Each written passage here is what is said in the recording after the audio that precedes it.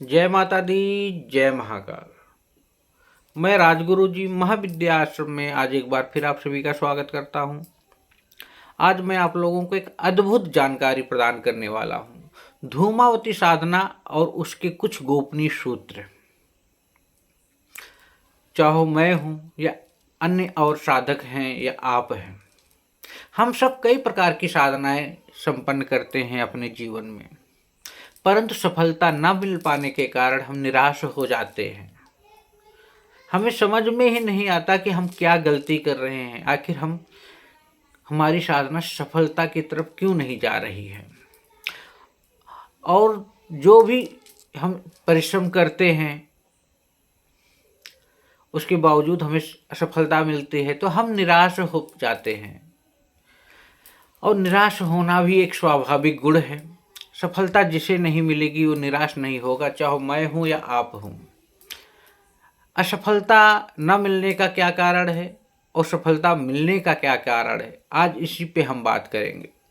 पहला, साधना में ऊर्जा की कमी होना।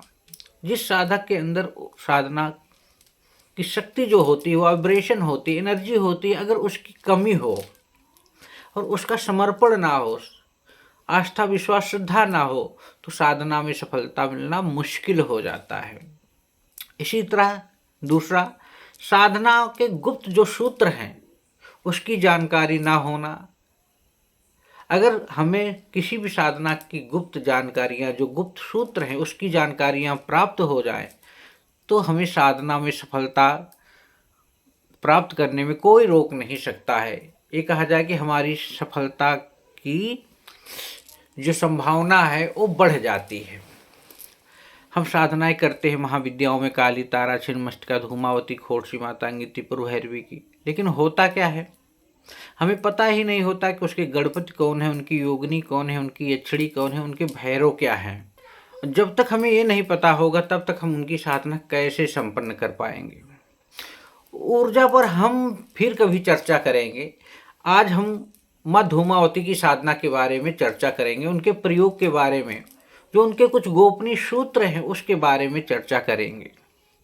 कई साधक माँ धूमावती की साधनाएं करते हैं, लाखों की संख्या में वो जाप कर ले जाते हैं, लेकिन उनको उस मंत्र में सफलता नहीं मिलती।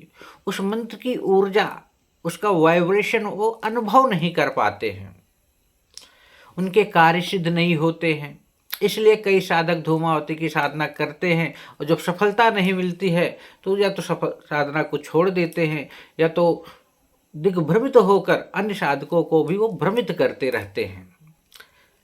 जिन्हें आप संपन्न करके सफलता के निकट तक पहुंच सकते हैं, आज मैं वही गुप्त प्रयोग आप लोगों को बताने वाला हूं, जिसको करने के बाद आप धूमावती की साधना में 101% सफलता भी प्राप्त करेंगे। उसकी ऊर्जा, उसकी चैतन्यता, उसका प्रभाव भी आपके जीवन में घटित होता रहेगा।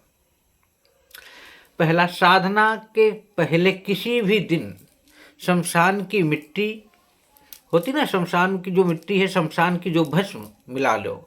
शमशान की मिट्टी भी हो, शमशान का भस्म मिलाएं, और संभव ना हो अगर तो भस्म ले और शिव मंदिर में जो मिट्टी होती है वहाँ की मिट्टी ले। बहुत से लोग शमशान की मिट्टी नहीं लाते हैं, तो क्या करें कि शिव मंदिर के जो मिट्टी है उसको ले लें, और शिव मंदिर की मिट्टी लेकर उस पर गुलाब जल और जल मिलाकर एक लड्डू की तरह अंडाकार पिंड का निर्माण कर लें।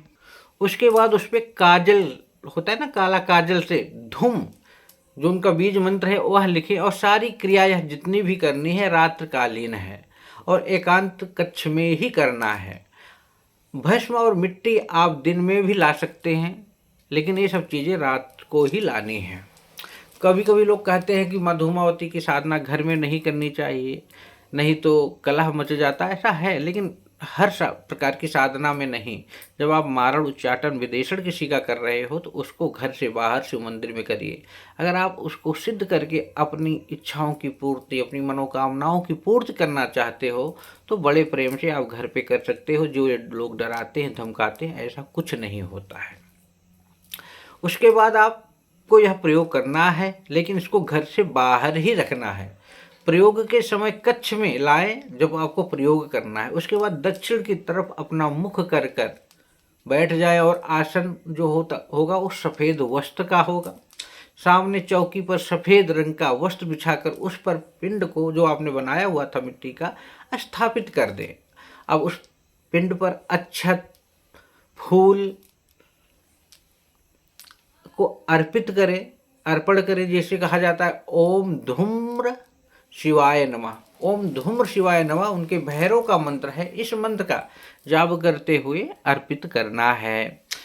इसके बाद अब कोई भी भस्म आप अर्पित कर सकते हैं। जो मंत्र बता रहा हूं उसको पढ़ते हो। ओम धूम धूम ओम, ओम धूम धूम ओम मंत्र का जाप करते हुए जो भस्म आप लाए हो उसको अर्पित कर दो। इतना हो जाने के बाद अक्षत और भस्म 21 बार अर्पण करना है। अक्षत मतलब चावल और भस्म 21 बार अर्पण करना है और मंत्र को बोलते हुए ही अर्पण करना है। इतना हो जाने के बाद अब तिल के तेल का दीपक प्रज्वलित कर दें और किसी भी धूप बत्ती के द्वारा धुआं करें। चाहो कोई भी धूप बत्ती ले लीजिए, कोई दिक्कत नहीं है। और एक माँ धूमावती का यंत्र पहले से ही प्राण प्रतिष्ठित करके स्थापित कर देना है। इसके बाद धूमावती की साधना जिसमें आपको सफलता नहीं मिल रही है कैसे करना है इसको मैं बता रहा हूँ। इस प्रयोग को करने से सफलता आपको 101% मिल जाएगी। इसके बाद संकल्प ले लें, हाथ में जल लेके पिंडदान को देखते हुए 30 मिनट तक इस मंत्र का जाप करना है। ओम धूम धूम धूमावती फट, ओम धूम धूम धूमावती फट। इसके बाद उसी कपड़े में पिंड को बांधकर शमशान में फेंक आए जहाँ से आप लाए थे, या किसी निर्जन स्थान में भी आप इसको रख सकते हैं, लेकिन पीछे मुड़ के नहीं देखना है।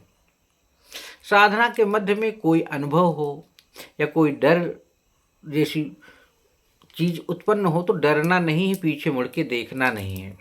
फिर जब भी आप चाहें कोई भी साधना करें, धूमावती की साधना करें, तो आपके समक्ष माँ प्रकट भी होगी और आशीर्वाद भी प्रदान करेंगी और आपकी साधना भी सफल हो जाएगी। शमशान से कोई भी सफ़ेद, अब दूसरा क्या करना है, अगर इसे कर सकते हो करो, नहीं तो दूसरा क्या करना है, शमशान में कोई भी वस्त्र ले लें। शमशान से जो भी वस्त्र होता है अधिकतर तो सफ़ेद ही होता है, और शमशान से वही कपड़ा लाना है जिसको उस कपड़े को शमशान में जो शव आया है उसको उड़ा के लाया गया हो।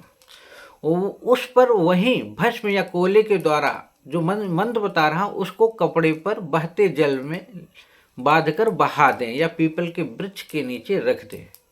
धूम धूम धूमावती ठाठा, धूम धूम धूमावती ठाठा इस मंत्र को लिखकर या जाप करते हुए। यदि आपको शमशान का कपड़ा ना मिले तो कोई भी नया सफ़ेद वस्त्र शमशान भूमि से स्पर्श करा ले और काजल से जो मैंने मंत्र बताया है धूम धूम धूमावती ठाठा, इसको कोयले से लिख लें। अगर आप ये भी नहीं कर सकते हैं तो शमशान के नीचे कौवे का पंख रख लें। अपने आसन के नीचे काले कौवे का पंख रख ले आ जाए या सामने रख दो। अगर नीचे रख दो ठीक है, नहीं हो तो सामने रख लो।